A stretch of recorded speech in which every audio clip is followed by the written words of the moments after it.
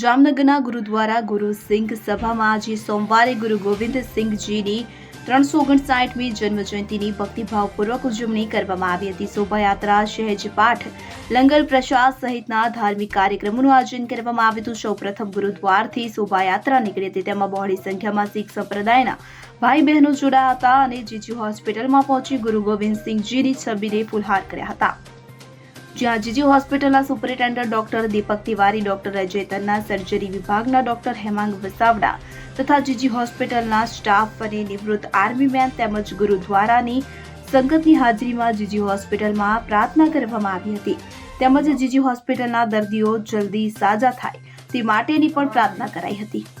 ગુરુદ્વારામાં સહેજ પાઠની સમાપ્તિ કરવામાં આવી હતી। આ પ્રસંગે તખ્ત પટના સાહેબના ભાઈ અરવિંદર સિંઘ ખાસ ઉપસ્થિત રહ્યા હતા। તેઓ દ્વારા શબ્દ કીર્તનનું આયોજન કરવામાં આવ્યું હતું। બહોળી સંખ્યામાં શ્રદ્ધાળુઓએ ગુરુદ્વારામાં ઉપસ્થિત રહી માથું ટેકાવીને શબ્દ કીર્તનનો લાભ લીધો હતો। ત્યારબાદ બપોરે ગુરુ કાલંકરનું પણ આયોજન કરવામાં આવ્યું હતું, જેમાં પણ બહોળી સંખ્યામાં શ્રદ્ધાળુઓએ ઉપસ્થિત રહી પ્રસાદીનો લાભ લીધો હતો। Bureau report CN24 news. હવે જુઓ દેશ દુનિયાની તમામ ખબરો તમારી આંગળીના ટેરવે।